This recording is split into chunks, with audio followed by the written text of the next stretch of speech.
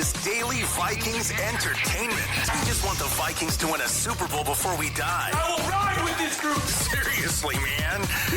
Please. And away we go. All right, Darren Doogie Wolfson from the 5 Eyewitness News Sports Department here with some information, maybe a little reckless speculation. On a Thursday, we better, Phil. Yeah. It wouldn't be a Thursday if we didn't.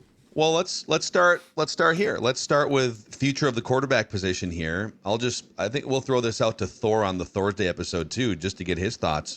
But JJ McCarthy, if he can stay healthy through the last month of the season, is going to get 5 cracks at it again. Kevin O'Connell has been very reflective in his comments to the media about just the bottoming out of this offense and the failures of the passing game. What do these next 5 games mean for McCarthy and the organization? Could these next 5 games sway what they do at that position between now and week 1, or is it too far gone, too late? I think he could be brilliant. 5 consecutive games of brilliance. You still need to bring in competition come March. Now, Phil, we could debate how high a level do you go? Do you pursue a Kyler Murray type, or is it somebody like trading for Jameis Winston or Mac Jones or signing, heck, if Jaden Daniels doesn't play on Sunday, Marcus Mariota?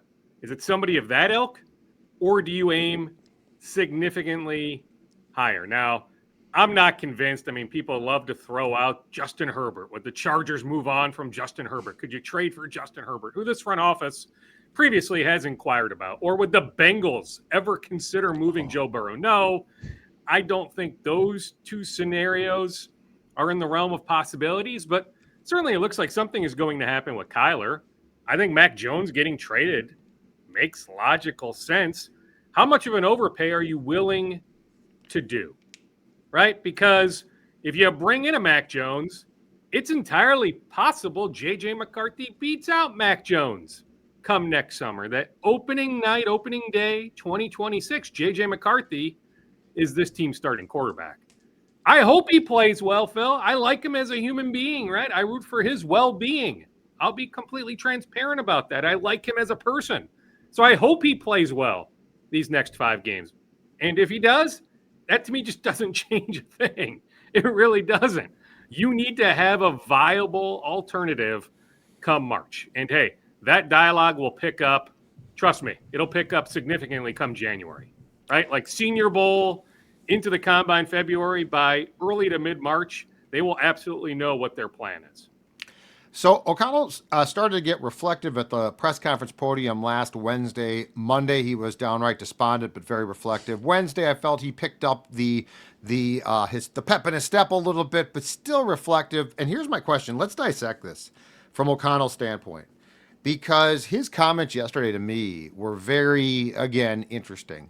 He essentially said, let's put all of this talk that I've been talking about fundamentals and mechanics, let's put that off. I've just told him now, this is all about your decision making, and I want you to essentially, for lack of a better term, complete some damn passes. That's it. So here's my question. Son of yeah, exactly. But here's the question off of that, and I think it's the most important question. Does Kevin O'Connell want JJ to just go out there and forget all of the stuff that he has tried to do because it's clearly slowed him down, paralysis by analysis? Or is Kevin O'Connell himself moving on and he's just like, you know what, for 5 games, go out there, have fun. He's like Doogie, just go out there and have fun out there on the field.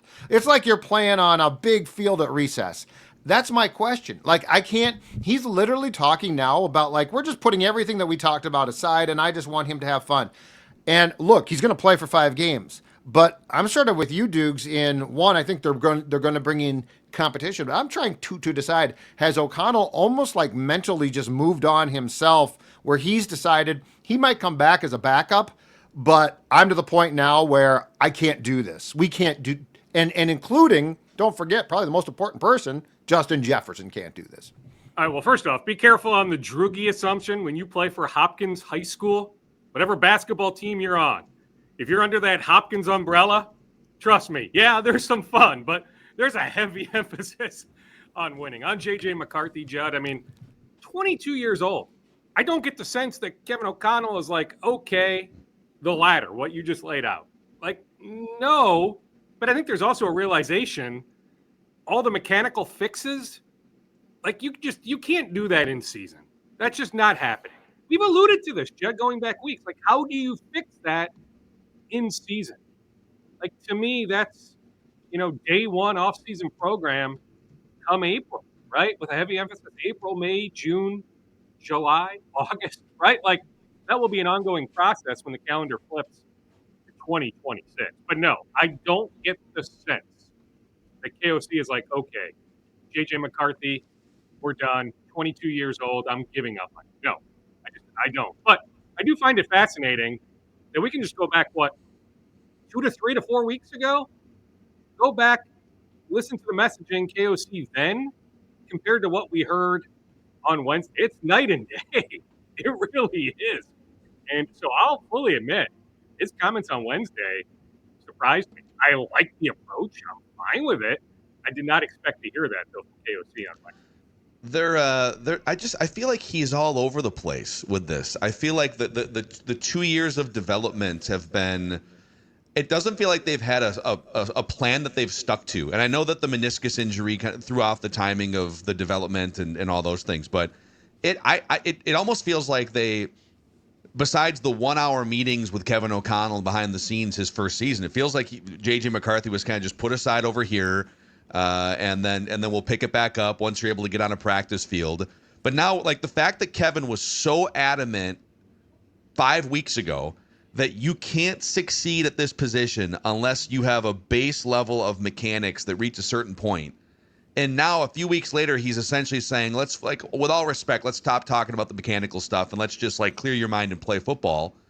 Like, okay, it feels like every week we're changing the way that we communicate with him and the points of emphasis we give him. And again, some of this might fall on, dude, the quarterback at some point. The NFL moves fast, man, and you got to keep up, and it's on you to figure it out to some extent. But the guidance and the messaging from the Vikings on this and the pulling back of the curtain for their supposed plan feels really rickety to me, Doogie. Oh, absolutely. Yeah, I mean, I can't disagree with that, Phil. I'm still trying to figure out what exactly does it mean to play free, to play with a clear mind? Because there have been simple out routes that he's missed the throw on. And I'm not sure I want him scrambling all that much. I get it. His legs are a part of what certainly I think, for the most part, we think about the appeal of JJ McCarthy. I think him being able to run, make plays with his legs stands out, but I'm not quite sure these next 5 games I want him using his legs all that much, because I still fear that whether it's another concussion, whatever it is, like, I need to see him stay on the field for these 5 games. And so I don't know, Judd, like, can you help me with this? I don't know what exactly that means. I like the messaging. Yeah. But I'm trying to figure out what exactly the messaging will look like come Sunday. Well, I think part of the problem, though, I think what O'Connell is now saying and probably largely realizing was some of the simple throws he missed. It was clear he was thinking about them so much that he missed the throw because he was trying to do the footwork properly, do all of that, probably watch the leg whip, which I don't like. But it was interesting. At the end of the press conference, O'Connell was asked specifically about that and sliding. And O'Connell gave a really detailed answer about, he's got to learn to slide. He's been hurt twice now. The Falcons' high ankle sprain and the Packers' concussion because he tried to scramble for yards and he didn't get down. I mean, once he gets down, he's protected. So I don't have a problem with him running. I do have a problem with him taking on tacklers. Well, sure, like McDuffie of Green Bay. I'm with you, but that's what he's saying. Can you trust him to avoid that contact? Yes. Okay, if you promise me he's learned this week in practice that he can slide and how to properly slide, okay, sign me up. I'd like to see him scramble 6-7 times on Sunday. I'm just not there yet. But Doogs, I need to see it to believe it. You can stop with, can you trust him? Just end the sentence there. Can you trust him? Can you trust him to do anything at this point? And that's on O'Connell too. But like literally, he is now telling him all that stuff I've told you, we'll work on that later. You just go play quarterback and have fun. That's what I said. It's like talking to a kid in 5th grade. Is that, could I and maybe you've kind of alluded to this here, but like, is when you say, hey, forget about all this stuff, just go play football with a clear mind, is that them like moving on to the next evolution of the development, or is it the opposite? Is it them kind of saying, I mean, we've done everything we can for 2 years. That's what I was trying to say. Yes. Yeah, I think it's that, right? Okay. Well, yeah. but that's my point. And go have fun for 5 games because we're trading for Mac Jones in March, and you'll still be on the team and you can still work on your footwork, but don't worry about it. Right. All right, so next year is year 3.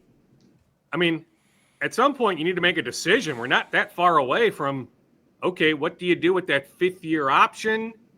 Or heck, do you try to sign him to an extension before that decision? Like, we're not that far away. You can buy low on the extension early, Dukes. You know, get him for. We're not that far away. It's like a baseball. We're not that far away from needing to make some sort of decision longer term on Dukes, McCarthy. hold on. Let me ask you this. It's Reckless Speculation Thursday, okay? Reckless speculation. I don't think the McCarthy camp would do this, maybe, but like if you said to him right now, all right, listen, this is a disaster, but we'll offer you an 8-year contract at $5 million a year.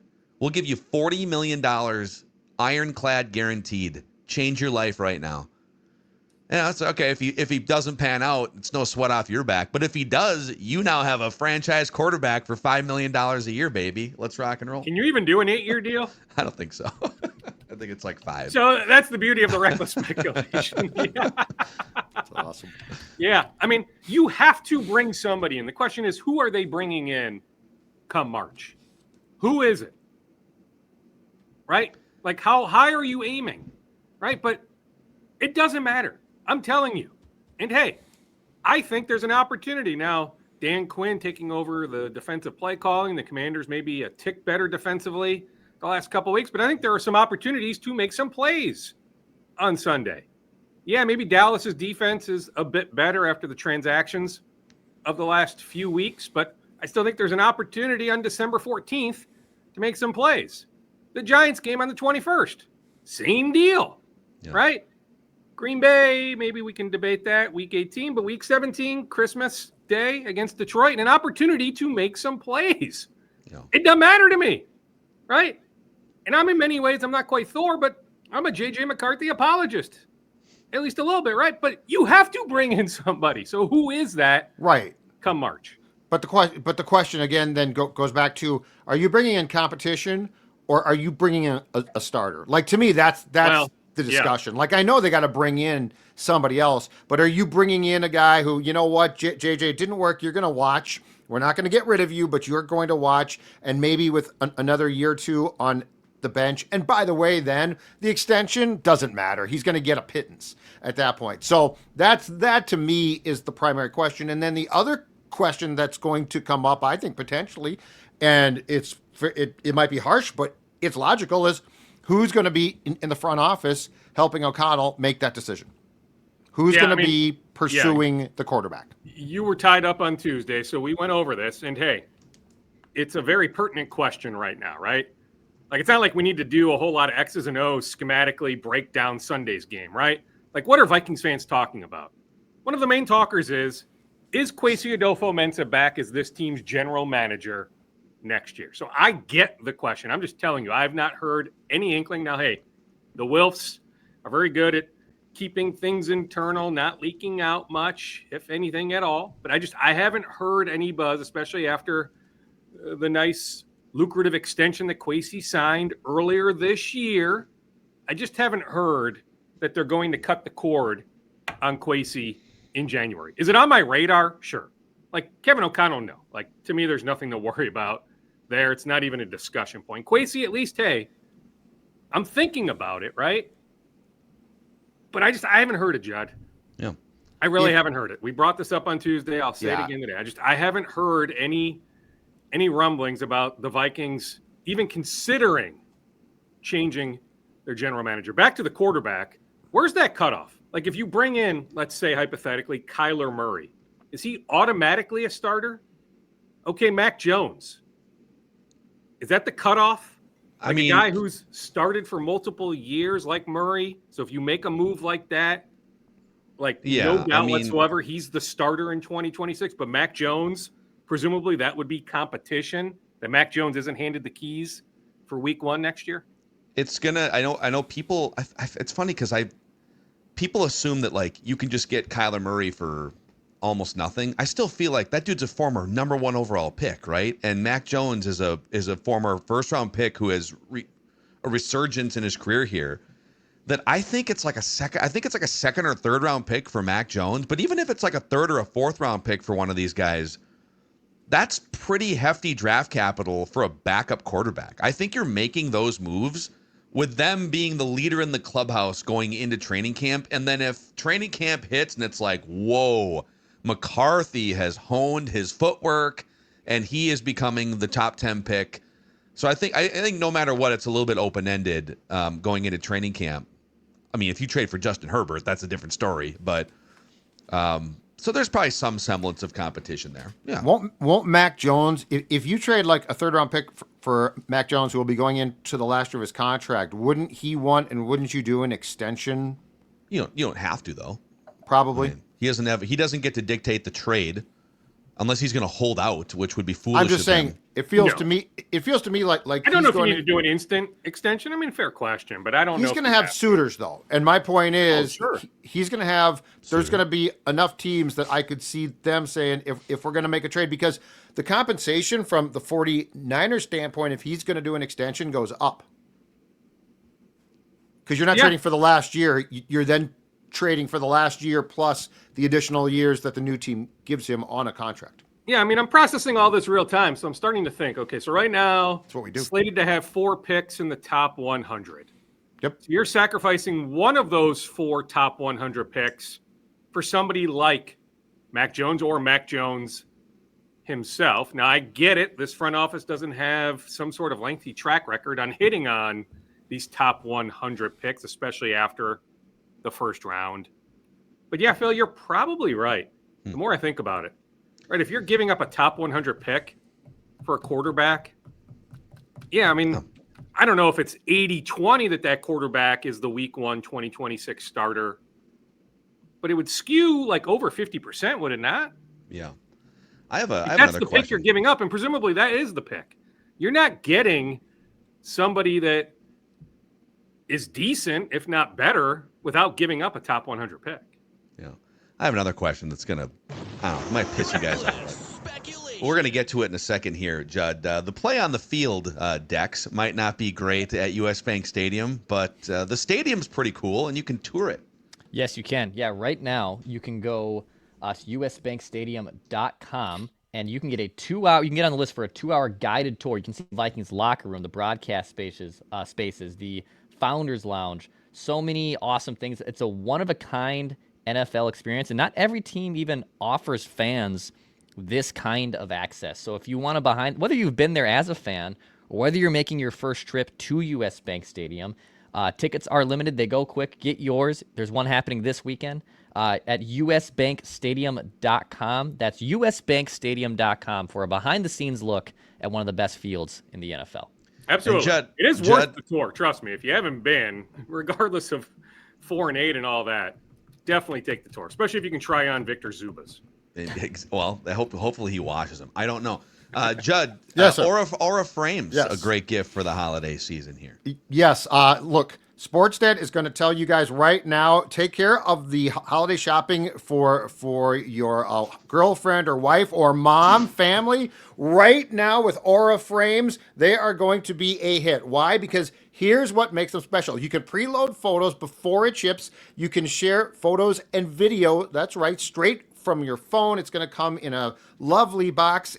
It is this simple. Sports Dad did this himself. That's right. At first, I'm like, Dawn, can you help me? And then I'm like, you know what? No. I'm going to see if I can do this myself. And I did. And now for a limited time, save on the perfect gift by going to auraframes.com to get $35 off, or Aura's best-selling Carver mat frames by using the promo code PD at checkout. That's auraframes.com, promo code PD. This deal is exclusive to our audience, and frames sell out fast, so order yours now to get it in time for the holidays. That's why you should start now. Support the show by mentioning us at checkout. Terms and conditions apply. That's auraframes.com.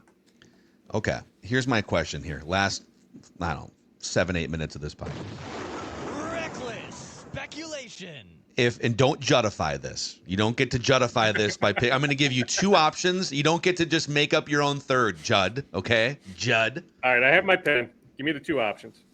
Option to run the Vikings football operations and draft. Option A is you continue forward with Kwesi and Ryan Grigson. Kwesi as the general manager and Grigson as the head football guy, right-hand man, basically, right? Yes, and we should remind the audience, we've discussed this, but it's not like Kwesi is a dictator, right? Like, the great buzzword in front offices, hey, across sports, collaboration, right? Mm-hmm. There are a lot of people with input. Yes, okay, Kwesi has the title of general manager, but he leans on his right-hand man, Grigson, others a ton. So, yes, Yeah. I'm glad you brought that up. It's not just Kwesi. It's Yeah, Kwesi that's why I'm plus lumping them many together. others, including Grigson. So it's Kwesi and Grigson. You continue forward, let's say, for the next couple years. Or Rick Spielman comes back and runs football operations and the draft. The latter. Rick? Yep.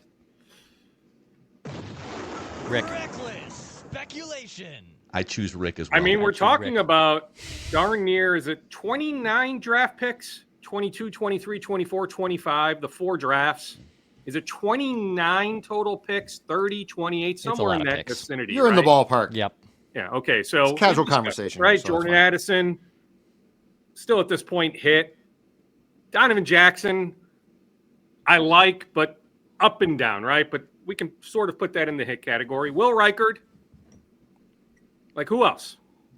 Right? So it's a lot of either foul balls or complete swings and misses. If you look at Rick Spielman's track record, Banger after right. banger. O'Neal, Darisaw, Jefferson go, as long as you want here, right? So based on the body of work so far, is this even a debate? I mean, that's my question. I mean, by the way, he's a senior advisor for the Jets. He's gettable.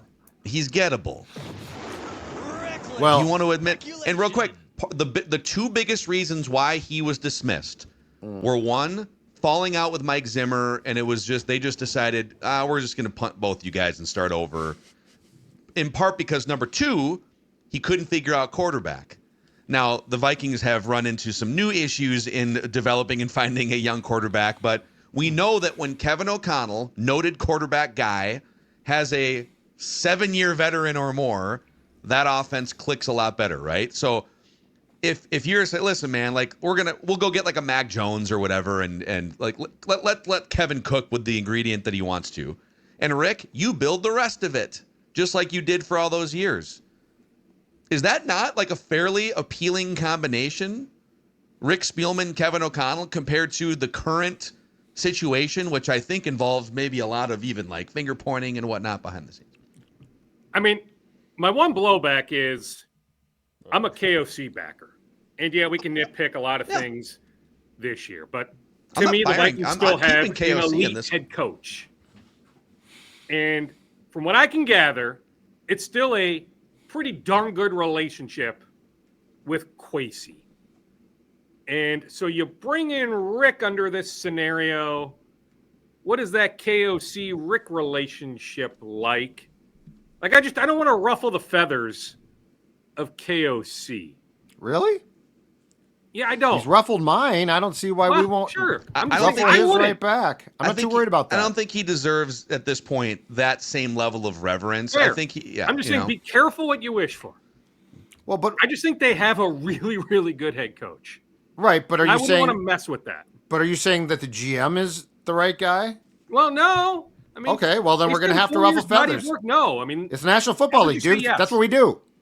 We ruffle Yeah. feathers. yeah. I'm just saying, like, how could you say yes? I guess based on Agreed. Yeah.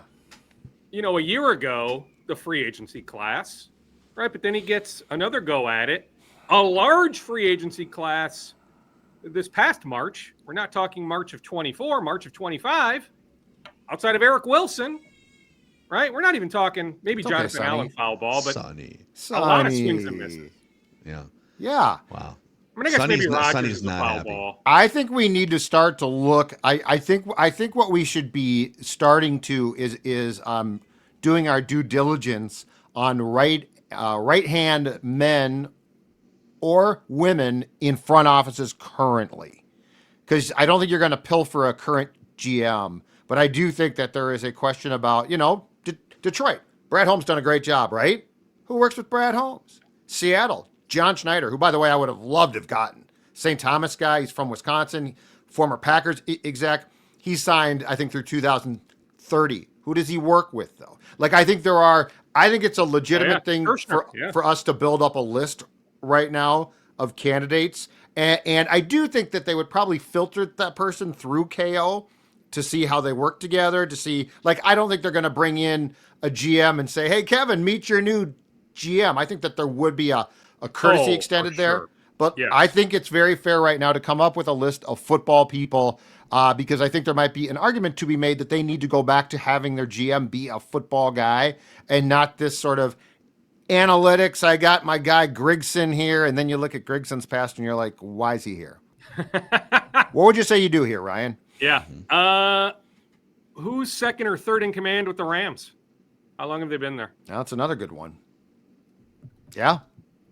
That's Make the call. I mean, the Rams have hit on some draft picks in recent years. Oh, KO came from the Rams. He might be. I'm just saying. I mean, if we're Friendly thinking with- about that, right? And I Yeah. mean, you're bouncing ideas off KOC. I'm just saying. I mean, who does he know that's still with the Rams? Yeah. Yeah, just a little fun, reckless speculation Thursday here. Yes, but realistically speaking, what are the chances any of this actually comes to fruition? Oh, Like, I could we see. know there's going to be changes in January, but to me, you look at Daniels or you look at the O-line coach, right? I don't know. Are you bringing in? I mean, it's something I've suggested, but I don't know if it actually happens. The GM, you're saying? Or bringing in a different right-hand man, right? Maybe Grigson remains as some sort of consultant, whatever it is. Oh, no. You bring in a more legit right-hand man. I think the quarterback conversation and I think the GM conversation are not reckless. I think they're of paramount importance right now at an undisclosed location in New Jersey. Oh, the quarterback for sure. Yep. Definitely not reckless. Yep. Right? I mean, I'll be shocked, okay?